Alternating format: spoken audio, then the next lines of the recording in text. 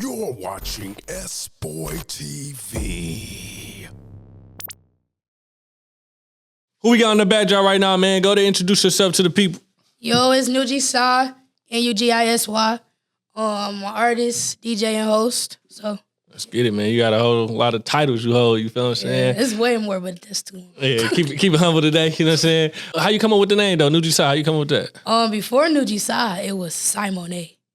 But when people would go look for my music, a whole bunch of other artists would come up and they'd be like, "Who is this?"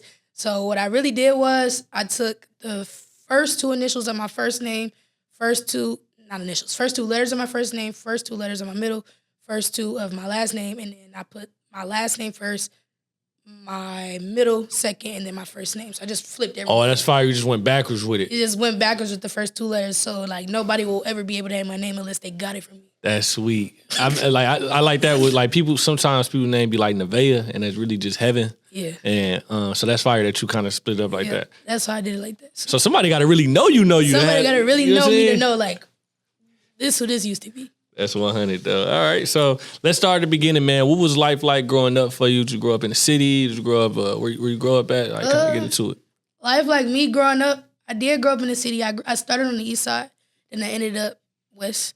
Life growing up for me, it was like pretty basic, pretty plain Jane. My mom was a single mom, so like a lot of times you have moments where it's like it's just me and my mom, you know.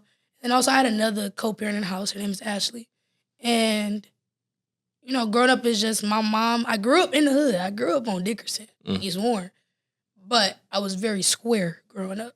Like my mom didn't let me see X, Y, and Z. No, I couldn't go play with this person. Couldn't go to this person's house. So, yeah. Do you think that helped you or that was kind of like annoying? Growing up, I used to be like, I hate her. Like, I used to be mad. But like now, just growing up, like everybody call me auntie. Like they call me an oso because I be looking at other people my age, like bro, I appreciate my mama, like for real. You see her having though, like it had to take you getting older. Now you see, like, Ma, you saved my life because you could have got to a lot of different stuff. So much stuff, like stuff that I even find myself into now. I'd be like, this could have happened when I was 14, 13, and it's just like 13, 14, I wouldn't have known what to do. Oh, that's fire, man. Shout out to moms for that, for real. Yeah, for real. Yeah. All right, so let's take us into school, man. What type of student was you in school? Was you on point? Be honest with me.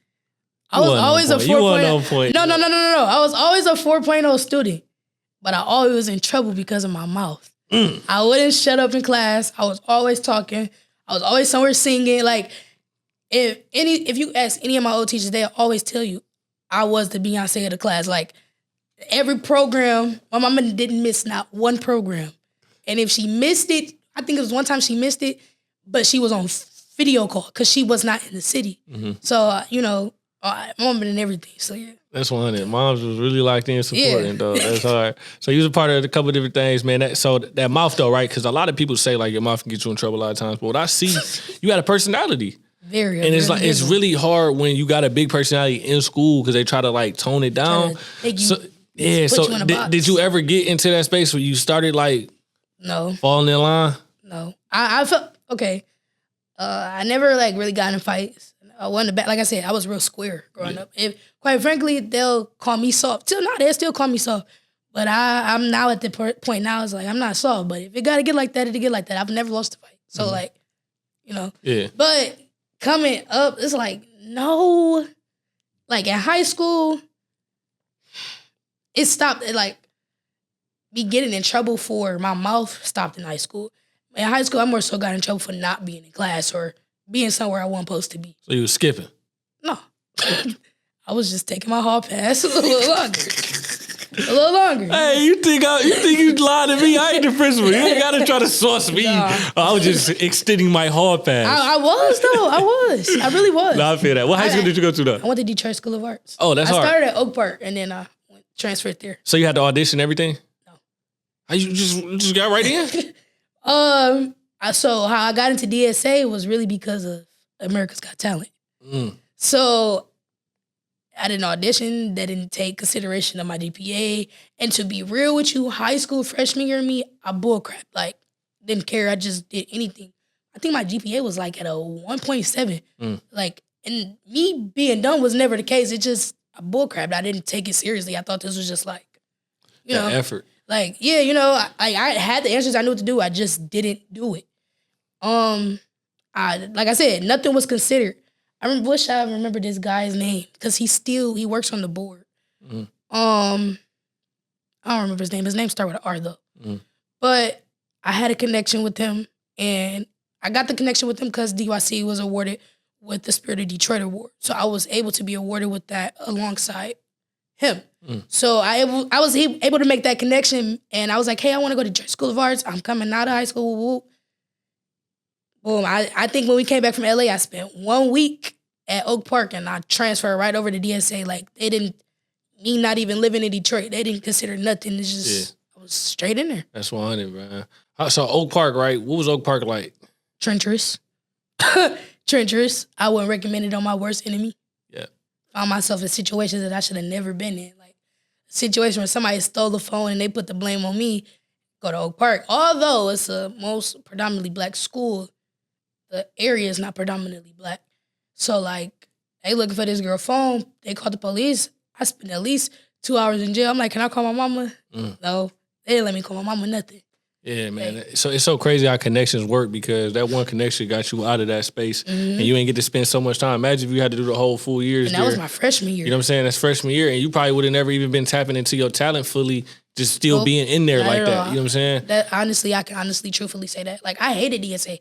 I thought I wasn't learning nothing from that school, but coming out and just growing and maturing, I realized, like, I learned so much being there. I still don't got no love for the school. I don't care. Yeah. But no, you learned a lot. I still learned a lot, though. Yeah. And that's crazy, too, because like, I'm glad you touched on how Oak Park is. So I went to Southfield High, so I already know schools. Right there. People think that the Oak Park, Southfield High, they think Thurston, all them schools that's like right outside Detroit, it be some stuff going on. Everybody from 8 Mile went to Oak Park. Come on. Everybody. Same for Southfield. Like, I even like 7 Mile too. Yes. 6 Mile, 7 Mile, 8 Mile, all went to Oak Park and Southfield. How y'all got in there, I don't know. Because they was fighting. My mama didn't even let me in there. Like, and I don't know why. I had the good grades to get in there. Yeah. But I also went to their middle school too. So that also might be a reason. Good connection, yeah. And me being, kicked in and out of school. Right, for sure. And you was a part of a legendary group, man, Detroit Youth Choir, man. Talk about how you kind of got into that. Well, I got in DYC. I had some issues growing up. More, like I said, it was my mouth. Always my mouth. Wasn't a trouble kid. My mouth. That's it. And I had some issues at home. My mom started putting me in therapy. I went to the Children's Center. It's a therapy center that's downtown Detroit. Mm-hmm. And if I remember correctly, one of the lady at the front desk, my mom was trying to find things to get me into to keep me out of trouble. And DYC and Mosaic were two of those things. So literally on the same day in August, and I remember this like really because my mom was rushing, like, I don't know how she made it happen. But I had an audition at Mosaic at 2:30, and I had an audition at DYC at 3:30. My audition, my mom was rushing, and we got there at Mosaic. Boom, it was a long way. I did my first audition. They passed me down to the third because you have to do 3 auditions before you can get a decision. I ended up 1 and then to 3. I just skipped 2. And that's when I ended up being into second stage in Mosaic. And then I was like 2 minutes late to my audition with DYC. And there was another girl in there. And we actually, what's so funny was we sang the same song. Like, we had the same song. And I sang Listen by Beyonce. And so Mr. White, he had rehearsal that day as well. So he had already started his rehearsal. Everything, like, just everything was not supposed to go how it went, but it all worked in my favor. I ended up being accepted in Mosaic and DYC. I was in Mosaic for about 2 months. Mm-hmm. Mosaic just demanded too much. They wanted too much. Like, rehearsals was on Sunday in the morning, like, and then having to go there after school after 6. If you was late, you had to pay a late fee, or that was gonna kind of against you. You only get 2 times to be late. Like, they just demanded too much. But honestly, I feel like if I would have stayed at Mosaic and DYC, I probably would have been way further than where I am. Just being honest, Mosaic gave me that etiquette. DYC gave me that performance. Yep. So I left Mosaic, DYC. Mr. White always favored me. Like I told you, I had a mouth. I just could not shut up. Like, I just could not shut up. Mr. White used to always put me in the front row right between the tenors and the sopranos because I could sing a tenor note because the boys sang high. So I don't know what Mr. White saw in me, but like he for sure favored me. I'm not gonna lie. Like if I had to put like a dad fatherly figure into a format, it would be Mr. White because he goofy. So like he'd be trying to give you a lesson and then bust out laughing.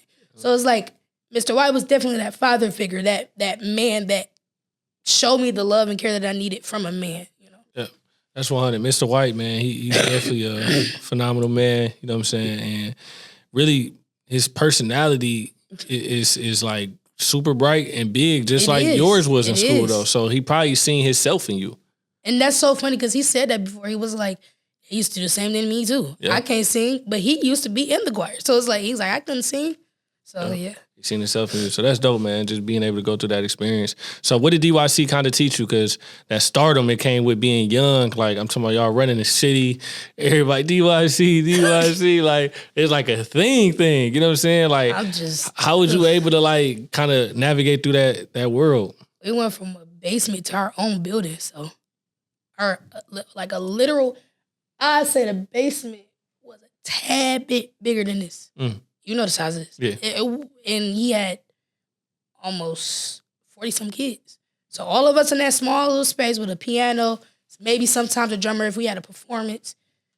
Like, just going from that, I feel like that humbled me the most because it showed me how quick things can happen. People think that, you know, your set off just happens. It doesn't just happen. It starts from little to you get somewhere and be like you go back 10 steps. Yep. And it's like we was doing the performances at the churches, we was doing the performances at the venues, not being paid for them, you know, XYZ. Just it's a nonprofit organization. So doing X, Y, and Z to now people are wanting to sponsor us. We having to pay for our own uniform. Our uniforms is not cheap. Our blazers itself, especially depending on your size, it went up by your size. And I ain't never been skinny, so my blazer was like 160. So it definitely, you know, it definitely humbled me. And I would say like, just, I have anxiety. So like me, myself, I don't like the stardom. I don't like it. Like if I was to ever like be a blown up artist, I'd be an artist that performs at small venues and make music for the world to hear. Make my money behind closed doors. I'm just being honest because that's crazy. Because I'm so humble. It's like, but it'd be so many people at one time to where that energy, it turns negative. Be like, all right. And you know, I don't know how to react. I do know how to react, but I'm at a place now where I'm not about to fake it for nobody else because I hate people that don't know that celebrities are just human beings with a name. That's it. So like that little moment of star, that fame, that 4 months that we lived in LA, like, people were rushing up to us after our performances. People were looking for us. Like, we're not talking about just regular celebrities. Like, they're just rushing up to us. We couldn't walk through the mall, and we didn't have security. We just had the staff to make sure we were good. But just that, like, it's 52 kids. Yeah. So at that age, I'm like, yeah. But as I grew older, started doing my own music, all of that, I think, but I'm hearing you. I think that process prepared you for now too, though. It does. Even with the stardom, like being around a lot of people and all that, because you. It gives you. It shows you patience. Yeah. It shows you patience. I am a person who I don't have patience at all. Only thing I would have patience for is kids, and when I say kids, I mean babies. Not no 5-year-olds. So it's like I don't have patience at all, and that's something I'm really battling with right now. Like even with the parties and stuff like that. When 20 people come rushing me with the same question, it'd be like, all right, bro, somebody else got to answer it. Like, I cut my phone off party days till I'm ready to talk. Yeah. I feel, and that's why I said that stuff that you went through, like just being able to be in that limelight, that spotlight like that, going into the party scene, crazy. It's a lot of people. You talk about a lot of people. I'll be bringing out a crowd. Like, do you ever have those moments when y'all promoting these parties, right? Y'all throwing these big events where you be having the moments at the event, like live in action, like, wow. Bro, like you have to take a step back. Like I just be thinking about it right here. Like, bro, like, especially when we see the videos the next day.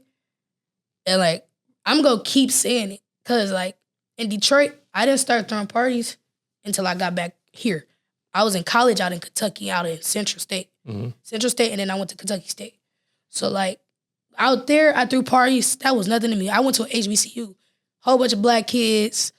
I'd have never, like I said, I was very squares too as well. My mom didn't let me do X, Y, and Z. Only time I could do it is if I was working and making money. And I still had to be at home by 12 o'clock. So it's like going out there, I had that freedom that I finally wanted. And to me, it was like, oh, everybody love me. But everybody love me because I sang. The aspect of me being an artist here at home came back. And mind you, I was in clubs before the legal age. I ain't gonna say what clubs, but I started being a photographer in the clubs, like, cause I have a camera. So I started photography in the clubs, and then I scoped that, and I'm like, yeah, I like this. Like, I can make my money, be on the, be back, stuff like that. And then I never took the opportunity, cause like, mind you, I'm already not supposed to be in the club. But then on top of not supposed to be in the club, I don't know who these people are. These people grown. And my mama not going for nobody. I'm 17, 18. Sometimes first party was 16. Well, ain't going for me going with nobody grown. She don't know. It just wasn't something I took a step into. Went down to Central State, met this guy. His name T3. I call him my brother too because like he was the one who gave me the opportunity. Honestly, went down there my freshman week. Me and a group of friends that actually was from Detroit, we threw a party down there, and like we threw the party on the yard with a mini speaker and a phone on the yard, like on Central State's yard. And the amount of people that the three of us was able to get all them bodies there, maybe just because it was freshman week and they all wanted to be there, but the fact that we was able to bring that attention, bring that crowd, it made me want to set off into doing it, and that's really what it was. I'm seeing all this stuff going on, and I thought back in Kentucky, I'm like, bro, if you know Kentucky, they don't got nothing out there. I'm in school for nursing, so like, I can't get no job out here that's gonna help me with that. And I don't like working in fast food. That's just not me. So I'm like, bro, how can I make some money? I'm like, I'm just gonna have to go back home. And then I was thinking like, dang, it ain't no party promoters and none of them colleges out there. And I'm like, they all PWIs too. So all them black kids ain't got nowhere to go. So I'm like, that's an easy lick. And I start seeing other people that I know in the city throwing parties, college parties. And I'm just thinking in my head, how you throwing a college party? You ain't never even touched the campus. I used to be thinking in my head so bad. And like, it's this big thing, especially with black kids, HBCUs versus PWIs. That is a real thing. It is a real thing. Like, and with me going from that to this is definitely a different environment.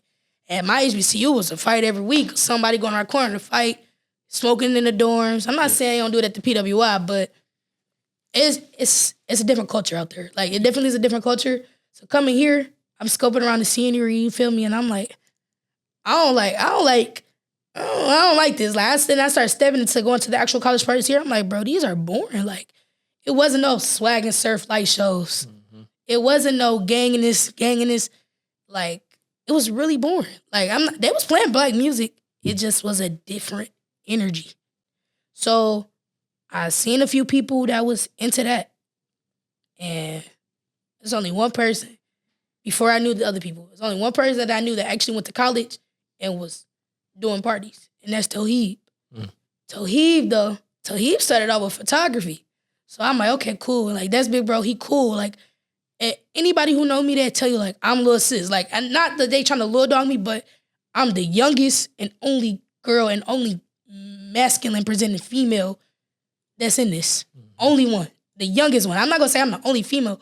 The only youngest one. And I started young. So, like, I'm talking to him and I see he doing this, he doing that, but he's still in the club scene.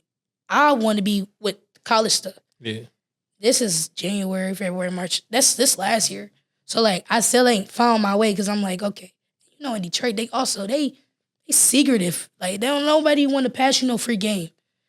Party with Pyro, though, Pyro will throw you, like, who is who and who is what. You just got to ask them. Pyro will sit and talk to you. But a lot of them, they won't do that. They won't tell you how to book the club because they want to be able to get those dates later on. So they won't put you hit the game. So he, started posting stuff. He started collabing people. That's how I ended up venturing off and finding other people. But I'm really close with Greek Life down at HBCU and down at PWI.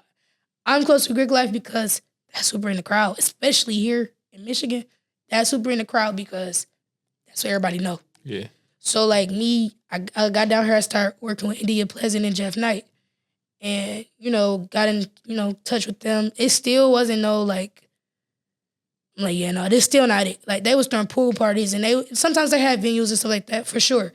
Like, dope parties, don't get me wrong. But it wasn't what I was looking for. Like, I need some ghetto, some that's safe but ghetto. Mm-hmm. Like, safe but ghetto. And I seen Monte. My first interaction with Monte, and like I said, I got a fly mouth. I don't have a filter. I don't care who you are. And my girlfriend, we walking out the building. Monte standing with this tall ass boy that he threw a party with him. Now I know who he is, but threw a party with him, and Monte, they look at each other and bust out laughing. So what the fuck y'all niggas laughing at? That was my first ever interaction with Monte. And so they just chuckling, they ain't responding. And I walked to the car. Next thing I know, 3 days later, Monte followed me on Instagram. I'm like, this cold clown ass nigga. Like, who are you, bro? Like, who are you? So I follow him back. Another thing is, I talk to my girlfriend about everything. Like, I ain't gonna lie, we be talking about people behind closed doors. We don't be talking about nobody who we hang with, but we be talking about people for sure. Boom, Monte, I don't even remember how me and Monte interacted. Monte collabed with Jeff in India. Mm. That's what made me like, okay, I see my people work with him. Maybe So he said, let's work. I said, let's work. Monte, I'm not going to say like Monte opened doors because obviously I had the knowledge, but like actually getting that foot in, Monte he opened that door. Yeah. If you want me to be real, he opened that door. I knew the same people he just met, but he's the one who gave the free game. Like if I ask Monte right now, hey, who the call for this? Monte's going to give it to me. Like I told you, a lot of people in Detroit, they won't do that. Monte ain't know me from a can of paint. I asked who to run out White Star with. He told me the owner. The owner didn't send me to somebody else, but still though. It's 100 though. You feel me? So like I definitely he definitely opened that door. Like the door was already open, but he gave me that okay to walk through. If that makes sense. That's 100. Man, I'm glad you credited a lot of people throughout your journey of life. Yeah, because it's not just me. Yeah. It takes people. It do. It really do. And did you ever figure out what Monte was laughing at? Because how y'all come back to all of this? It is so funny. Last week, I just said something to him. I'm like, bro, my first interaction with you was, the fuck is funny? And he like, I don't even know what we was laughing at. And I'm like, yeah, because I ain't gonna lie. Like, now Monte, yeah, but yeah. And then just being around him outside of the party, like, you will know that Monte is really just goofy. Monte be sitting in the car on his phone like this and just bust out laughing. Mm-hmm. And he already got big ass lips and deep ass dimples. So like, what the fuck? Like, bro, like, why was you laughing? Yeah, that's dope. And it's good to see y'all like cool though. Like, you know what I'm saying? It ain't like y'all just doing business together fully. Like y'all doing business, but y'all building relationships with each other. I like to build relationships. Yeah. So then that's good because y'all, even if y'all want to change business adventures or anything, y'all still can have that relationship. You know like, I tell Monte all the time, there's people where you build loyalty with and there's people where you do things with. Mm-hmm. And it's not even you picking your side. Because I don't bang, all of that. I don't do none of that. I'm not confrontational, but I can be confrontational. I have my set of people who I'm loyal to, and I have my set of people who I work with. If you don't like them, they ain't got nothing to do with me. If you don't like them, they ain't got nothing to do with me. Let's come together and make money. That's my only mindset. What are y'all arguing about? What are y'all talking about? And a lot of times in this party promoting world, it be over a girl. Now, a lot of times it be over money. But when it comes to men, it be over a girl. Y'all arguing over the same female that walk in both of y'all parties. Like, don't nothing matter. You dropping that game. I mean, that's in everything, though. Even in the streets, a lot of beef and everything you go to the very root of it. It be something going on with that. Or it be somebody with short of some money. Or just something petty. You know what I'm saying? Something that could have just been resolved through a conversation. Your peoples looked at me weird. Yeah. So? Just be a lot. Like, even that interaction you and Monte had when y'all first met, that right there could be the very thing why y'all never worked together.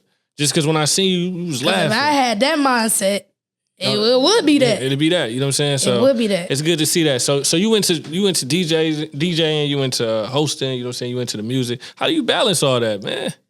I don't DJ often. Okay. I mainly host and be artist. But DJing, me being a female in this industry itself, is already hard. Me being gay in this industry itself, 10 times harder. And then, like I said, men and their ego and their pride, when it come to girls, whole time I don't even want the girl, but some of them, I'll say that too. That's a lot of times when motherfuckers they're working because of a girl or a girl I'm not even paying no attention to, like at all, like not just think about it like, dang, it really because of stupid stuff. So it's like, damn. Like it's a lot. It's a lot. So in that though, like how do you stay motivated in that though? Just through all the journeys that you got to go through, the ups and downs, like how you stay motivated in it? Like I told you earlier, as far as music, my motivation now, as of now, is my grandmother. Before my grandmother, my motivation, I had a really like a support system. Like I'm gonna tell you like this, I didn't went through 4 Instagrams as an artist. That becomes discouraging to have to keep building up your image, your audience. Everybody I follow on Instagram, it's because I've met them in person. I've had some type of interaction with them. I don't just follow somebody because I don't know, or I want to work with you. So it's like, and I'm not Hollywood. I'm the most humble person anybody can ever meet. Yeah. But balancing that, it really, dang, I don't know. Like I don't know. Like so, I just do it. It's valid. It's valid, and it's valid to still try to figure it out. You know what I'm saying? But even like you revamping right now on the page. What's making you want to revamp right now? You revamping your page right now? Oh, revamping my page right now. So I took 2 years off of music in 2022. My grandmother passed. That was my first freshman year of college, which is why also I transferred so much. First freshman semester, literally. I withdrew without record from Central State. I was in a relationship. Then she went to Kentucky State. Ended up transferring there. A lot of people from Detroit went to Kentucky State, so that also helped my case. Building my image up there as an artist, perfect. It went perfect. But as a host, as a DJ, all of that, nah. Because it's a male-dominant thing down there. So I had to use my connections from Central State because Kentucky and Central, they're sister schools. So anybody from Kentucky and Ohio, they know each other already. So it's like, for me, that balance as an artist there went perfectly fine. But losing my Instagrams and stuff like that, and then coming back to Detroit, like I had the Ohio audience, the Kentucky audience, then some of the people from Chicago because I went to a school. Then I had Detroit, but then losing those pages, it discourages you. And the reason I say it discouraged me is because it's like, bro, I don't care about social media that much to try to keep building the page up. I don't care. Last year, I was in a relationship. The relationship I was in last year was horrible. Like, it ended really badly, like, real bad. Like, I was about to drop a whole nother album. Whatever she did, that son of a got my page gone. And when that happened, I was fighting to get that page back. They told me I had 180 days. I'm like, no. I just was over it after that. So like I said, it becomes discouraging as an artist because you have to rebuild all of that. Yeah. Like people got to find you again. I'm not going to, like, I'm nobody. I'm not going to say I'm nobody, but I'm nobody. Nobody's seeing her, oh, let me look up such and such a day. How they seeing her saying, let me look up Beyonce. They're not about to look me up every day. Yeah. She's going to have to find me again. For like months, I just sat on the page and you follow me, you didn't. It was just that. Man, that's tough. No, you're right though, because when you lose it, it really do feel like people forget about you. You got to start from scratch. But even when you on that scene though, because I mean, I know you've been through that, but like when you on that scene and them events turn out the way they turn out, I know you be like, forget the followers. These the followers right here. Yes. This the influence right here. It don't even be your own people. Yeah, in real strangers. Life. Yeah, when you got real life motion, the Instagram life is just like, It's fake. I do this a lot of times because, like you said, the party world is so messy as far as the fellas and stuff like that. I don't get into that. Monte come into me, that's between me and Monte, whatever Monte told me. But this is how I know social media is not real. I could post right now, fuck Monte. And people gonna say, y'all not cool? I just posted that. My emotions wasn't real. That was fake. But the fact that you just interacted with that show me how unreal social media is, and y'all listen to anything that get put out on social media. Yep. And so it's like, it's not real.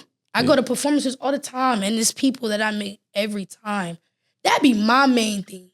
I lose the connections that I made through social media. Mm-hmm. That's my main problem. Then I gotta find them again later on in the future. Yeah. But it's ups and downs too. Audiences, yo. It's just a learning process. You know what I'm saying? Yep. Now, like long term, do you see yourself in this scene forever, or is this something that you're just trying to impact, hit it hard, and you gonna move on to something else? Because you got so much talent, you know what I'm saying? Like, do you ever see yourself like, I don't know. I'm going to jump out the party world and just pursue straight music? I don't know. Still figuring it out. That's good. Not even still figuring it out. I let God lead me. Living in the moment. That's good, though. Leave God, yeah. Living in the moment. Because when I used to grow up, I used to be like, my mom used to, I used to play basketball, choir. I was in band. I was in dance. I was in everything all at once. Like, I used to leave one practice to go to another one. Most times I didn't get home till like 11 o'clock, 12 a.m. Like, always. My mom, I don't know how my mama did it. Like, that's why I'm so grateful for it, because, like, I really don't know how she did it. All of that, like, it prepared me for now. So it's like now, it's just be like, I don't know what I'm doing. I'm doing all. My mom used to tell me all the time, you could do it all. And I used to be like, no, it's too much. And it is a lot. It be days. Like, I just had a day 2 days ago. It be days to be like, bro, I just want to break. Yeah. Like, I'm not even trying to keep talking about Monte, but, like, I watch how the party world will keep you up on your toes. Me and Monte was in K-Zoo for a weekend to have fun. Dog on his phone at 6, 7 o'clock in the morning, twiddling his thumbs, he posting stuff, sending tickets out. I said, bro, go to bed. He took his keys and he took the phone. Like, and I can't do that to myself. Yeah. Yo, you got to make sure yourself is good before you do anything else. I was about to say, I really don't know. You do got to prioritize your mental health. So, like, what's that practice you take for that? Like, do you have that time to yourself to? That has actually been a little hard these last couple of years, because that person for me was my grandma. That person was definitely my grandma. Like, she kept me on my P's and my Q's. She used to send me voicemails like, just go take a walk. Like, she know I was irritated. I called her, I just vented to her, and she'll call me back, and I decline it. She'll just leave a voicemail and tell me, like, just take that walk. And a lot of times I just take that walk, but I don't physically take that walk. I take that walk, process my whole life, and think, like, you got so far, why give up now? Yeah. Why give up? Why throw it away? So 100, man.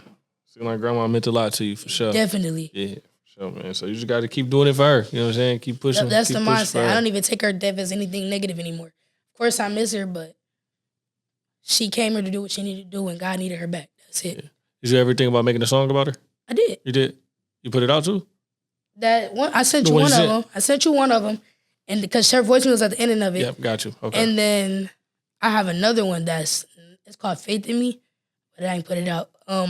My family is still, like, dealing with her death. Like, when I sent them that song, nobody really responded to me. Yes. So then I had to call them, like, hold on, y'all respond to everything else. And I sent this song, y'all say nothing. And a lot of people was just like, they couldn't even get through the full song, because anybody who knew me, I was my grandma's favorite. Me and Josiah, not to, put it out there all this, but me and Josiah, favorite boy and favorite girl. Me and my grandma argued, like, I used to take her chips and eat them and just hide the bag. Have her thinking she was crazy. Yeah. I'd take her dentures and hide them. I'm not gonna, I remember once she made me mad. I took her dentures, I put them in toilet water, and I put them back on the counter, like. Oh yeah, I was malicious. Very, like. Yeah. No, I mean, that's the growing process, though. You know what I'm saying? But when she was gone, like, I was angry. Like, I'm not going to the funeral. I found myself arguing with my auntie. Like, we was almost finna fight, because I'm like, fuck y'all. I'm not, like, I was angry. Like, I never knew I could get that angry. Mm-hmm. Grief changes you. Like, it changes you for real. Like, I ain't seen my mama been the same since the day. Her and my grandma ain't never had the best of relationship. Every time she came, when my mama was ready to put her right back out. Mm-hmm. So it's like, my grandma passed, like, my mama changed. That changes me. Yeah. Closest thing to my grandma is my mama. So. Yeah. And that grief, man, that was something I had talked to Monte about too. Like, grieving while partying. Because you still got to do business. You know what I'm saying? I know your limits. It's just like, it's hard to balance that, but y'all pushing through. You know what I'm saying? It's a growing pain. Especially when it comes to alcohol and substances, all of that. Like, before college, I wasn't a kid that smoked or drank alcohol. Mm-hmm. I was scared of alcohol. Sorry, with Pink Winnie. Like, I can show you how scared I was. I was scared of alcohol. Like, tell my mom all the time, I never drink, I never smoke. In senior year, I started taking, like, edibles and stuff like that. But I ain't like how edibles made me feel. That's when the oil pills came out. No, so I stopped all of that. But then college, she passed. I found myself drinking.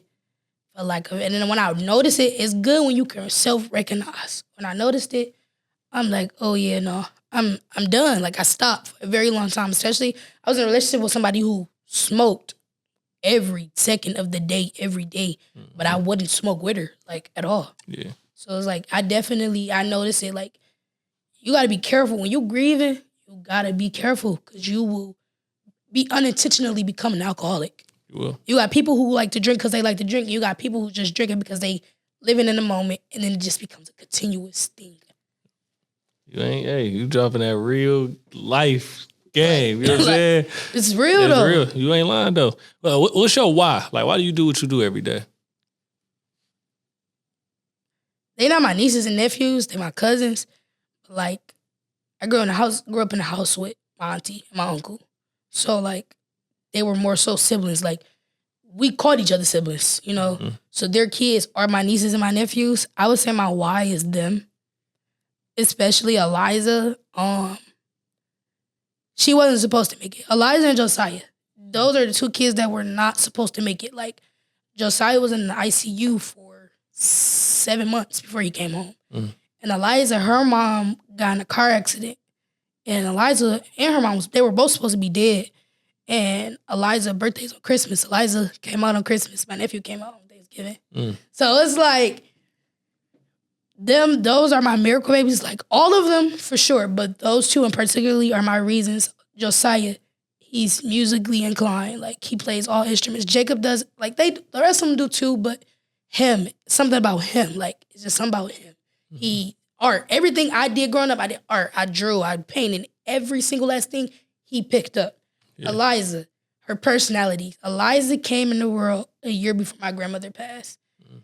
And not to even speak bad about it, but my uncle / brother, he don't do his part as a dad. He just don't do his part. We all call him out on it, you know, and we stepped in because he wouldn't. So, like, she was always at our house, always around my grandma, always around us. I had a vision, and it's like, and I'm not even on the spiritual stuff, but like just me growing up in church, being a PK, you know. Mm-hmm. I had a vision like he was gonna get his stuff together once my grandma passed away. And it's so crazy. I had that vision my freshman year, my first semester of college. I had that vision, and then boom, she passes away that same semester, and he started to step up, and it was like Eliza. She's so bubbly, like, wake up smiling. Like, the baby, like, I don't see babies just wake up smiling. Yeah. She don't wake up, she wakes up smiling. Like, you'll still be sleeping, look over, she up just smiling. Like that's Eliza. Like, now she's 4, so like, I don't know, like, just watching her grow and then her being around me, like, being away at school, like, when I had my days, my moments when I felt alone, yeah. I call her, like, she gave me that motivation. And, like, I've been kind of depressed lately because her mom moved her out to California so that they could have a better life, which I understand. But, like, her being my motivation, like, my primary motivation, that kind of, like, that was my kid. Like, yeah. She was everywhere I went. It sounds like you got a really big heart. I do. And, like, how do you keep your heart pure in such a negative world we got right now? You know what I'm saying? You almost got to keep your guard up. You feel like you can't trust people. How do you even trust to open up your heart to people? I don't. I don't. I make them trust me. I don't sit here. I'm very open. I will be as open as I can be. I'll be as transparent as I can be. I tell people that I went to a psych ward. Like, I'm really open. Like, that's not the problem. My mom has just always raised me with the mindset of you have to follow in the steps that God takes you. You cannot try to get to the end of your end goal without God. You can't maneuver without God. And a lot of situations, I would say, are because of God. Like, there's a lot of times that I should have been right now. Like, a lot of times. Like, I can't even count on my hands. And it's like, it's so many people that don't get the day or time to tell their story. And it's like, who am I to be sitting here? Y'all think I got the perfect life because I got this, I got that. Whole time you don't know what I've been through to get here, though. Mm-hmm. So it's like, I want to be that voice, that person to let the world know, like, don't be discouraged. Like, the kids that's just misunderstood, don't be discouraged. Because I was a kid that was misunderstood. That's why I was in trouble. Yeah. Like, I just felt misunderstood. And it's like, being able to understand myself and tell the world that, I want other people to know, like, you're like, I understand you. You may not know me, but if you came to me and I understand you, I post my number all the time on social media and I save, like, often at least 3 times a month. If you feel like you need to vent to somebody but you don't want nobody to know who you are, text me. Drop my number and I get the messages and I respond. Like, I honestly can say God. Like, God, my mom, and my grandma. Like, that's my life. That's it. 100, man. That's fire. That's real. It's really sound like you down to earth with your people, man. Yeah, I am. Yeah. So where do you see yourself 5 years from now? 5 years from now, I see myself obviously in the field of, because I want to come out of nursing. Nursing is just not my passion. It's just something I went into because my grandmother passed away. I want to open up a safe house for kids that's underprivileged, that don't have that guy in life that they need. Growing up, like I said, I was in trouble. I was in and out the court system, not because of crimes, but because of situations I put myself in. And I came across this man named Kevin Fisher. Also came across this lady named Deborah Nelson. And like, they also saved me from a lot of things that I put myself into. Just getting me through anger management and everything. And so I want to be that person to give back to the community, build that safe house. When you buy a property from like the city of Detroit, it's like $100. An abandoned house take about $50,000 to build back up. And some stuff you could pay off. And sometimes the city will give you grants, especially when you have that reason behind it. They'll give you a grant for something like that. But that's definitely something that I see myself doing in 5 years from now. Like yesterday, I just got a job offer to be a therapist, Henry Ford, for like psych patients. So like, say for instance, even a kid and adult, they come in, I've analyzed them, And me being 21, not even finished with college yet, like, I'm making money my mama making. Like, I'm making I make too much actually to where she got to take me off her lease. So it's like, I think about stuff like that. Like, I want to be the change. So 5 years from now, I can definitely say like, that's what I'll be doing, like for sure. Music, I love it. I enjoy it. Being an artist, the party stuff, I love it and I enjoy it. But that's my plan B. That's not my plan A. I really want to be that vessel. I want to be that walking vessel that God sent me here to be. So like, yeah. I'm so glad you shared that, because throughout your whole story, I'm hearing how big your heart is and how you navigated through those type of experiences you went through. And I hear like organizational work, community work is you. Like, that's like literally, and I'm glad you know it now though. Before, a lot of people would like not recognize that today, like 30, 40, when they went through the whole music scene and everything, and it just don't hit the same. But for you to know that now and put music to a plan B and letting that be your plan A, you really living out your dreams like that and what God wants you to do. So, man, that was heavy.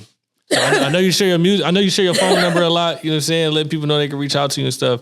But for us to wrap up, man, I want you to share where people can follow you at so they can stay connected with you. I know after this, you probably gonna have some people that want to be your friend too. So, you know what I'm saying? You gotta let them know, like, all right, we got, you know what I'm saying? We can be cool. I don't even like people like that. So to come out to a couple parties and stuff, you know what I'm saying? I like, not to say it like this, not even on no weird stuff, no Diddy stuff either. I like kids. I like people that need help, not people that just want to be around because they want to come up. I want you focus on the future. Focus on the future because the future is dead right now. Yeah. I feel you. So let the people know where they can follow you at so they can stay connected with you. Nugisy official. I'm sure everybody can spell official. Yeah. I don't know. I think it got an underscore. Let me see. Got an underscore? No, it do got a. Well, I'm the only one. Yeah, it's gonna pop up anyway. I'm the only one. So yeah. All right, for sure, man. Nugisy, we out.